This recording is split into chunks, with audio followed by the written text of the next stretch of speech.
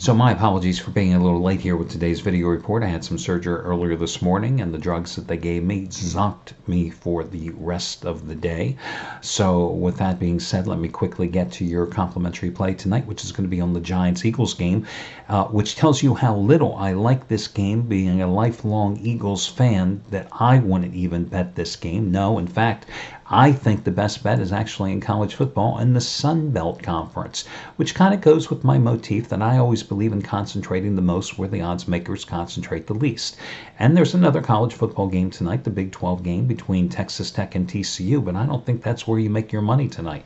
So instead, as I go for winning day number 64 out of 99 on the long term and number 6 out of 7 since last Thursday, I am going with a top-rated 15-dime winner, number 20 out of 28 on Georgia Southern and Texas State, a play that matches my winner on Monday night on the Saints, Saturday on Hawaii outright over Wyoming, and last Thursday on the Patriots crushing Indianapolis, and you get it for half price off by using coupon code HALF. Now, the big featured play in the NFL tonight, however, would be from Ray Chadwick with the 4th ever 100-dime quadruple wager NFL release of his career on the Eagles and the Giants as he goes for winning day number 8 out of 10 overall. Now, Ray has been on a nice little roll. Had that 100-dime winner with the Saints on Monday night, preceded by the Texans on Sunday night when he told you to buy down the half point, and it scored. And he had a 100-dime winner on Appalachian State in a road route of Arkansas State on Tuesday. You got them all for over half price off. Same thing goes tonight, over half price off by using coupon code RAY. Now, with that being said, let's break down this game between the Eagles and the Giants. Listen, are the Eagles experiencing the Super Bowl hangover? To a certain extent, I think it would be fair to say, but really what the Eagles' problem is just one devastating injury after another. The latest walking wounded, the latest member to join the walking wounded would be running back Jay Ajayi, who suffered a torn ACL on the loss to Minnesota this past Sunday. The latest addition, however, today is starting All-Pro right tackle Lane Johnson, who is going to be a game-time decision because of a high ankle sprain. Listen, Johnson has not played well the past 2 games anyway, and that offensive line has really not played well. A strength of the team last year has not played well the past couple of games, as Carson Wentz has been under tremendous pressure by both the Vikings and Tennessee in those back-to-back losses. But there's other problems with this team. This is a team that's tied for 28th in turnover differential through 5 weeks at -4. Last year, they were 4th in the league at +11 in turnovers. This year, they have 5 takeaways in 5 games. Only San Francisco and Dallas have fewer. Last year, they finished 4th in the league with 31 takeaways. 5 so far in 5 games. An offense that last year was so efficient in the red zone with a 65.5% conversion on touchdowns in the red zone.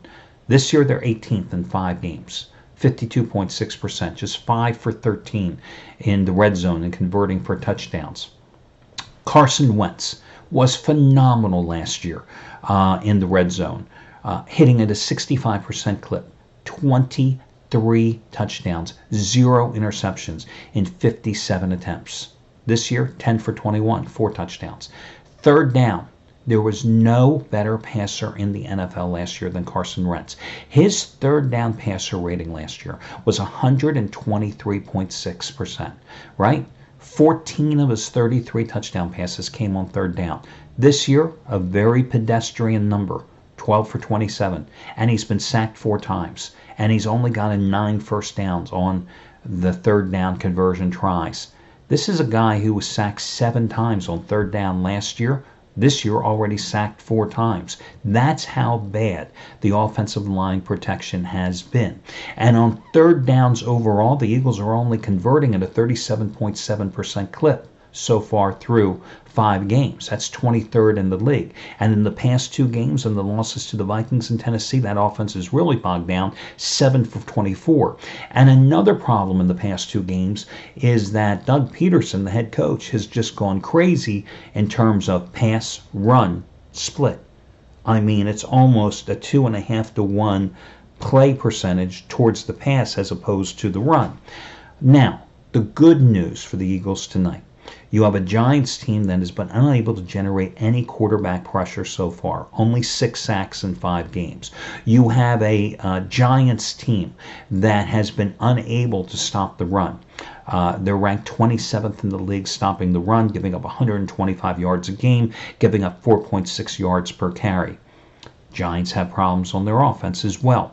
This is a Giants team that has allowed Eli Manning to be sacked 16 times already this season. A Giants team that has been unable to run the ball. You have an Eagles team that was number 1 in running defense last year, number 2 in this year so far, giving up only 66.4 yards a game, 3.4 yards per carry.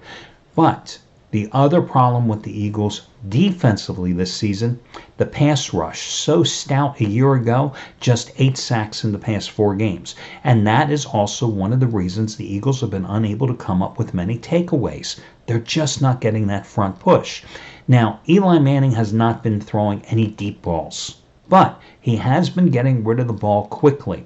And I think it's kind of interesting that even though Eli, again, 16 sacks in 5 games this year, in the last 4 games that the Eagles have played against him, he has only been sacked 4 times, even though he's thrown 205 passes. And remember, even though the Eagles beat the Giants twice last year by margins of 3 and 5 points, Eli shredded their defense. 800 yards passing and 6 touchdowns. So you've seen a game here that was 3 points all week long, drop down to a 1-point line with Philadelphia the advantage here as the road chalk. It's going to be a close game. But I think that line has definitely worked in our favor.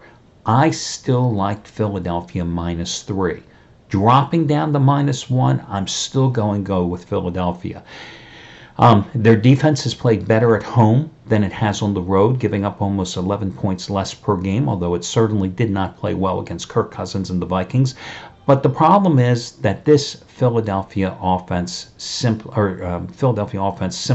has not been able to get on track. I think they have their best chance to do so tonight against the Giants. A Giants team, again, that has been unable to rush the quarterback. A Giants team that has been unable to stop the run. Without Jay Ajayi, that means you're going to have a 3-headed monster for the Eagles, sharing the ball-carrying duties tonight with Clement, with Smallwood, with the rookie Adams. But I think they're going to be able to get the job done. And I think Wentz is getting more comfortable back there in the pocket. And given time, he will be able to pick apart a soft Giants defense. I think that this game is going to be pretty high scoring, even though the weather's not going to be good, rain and potential thunderstorms during the game.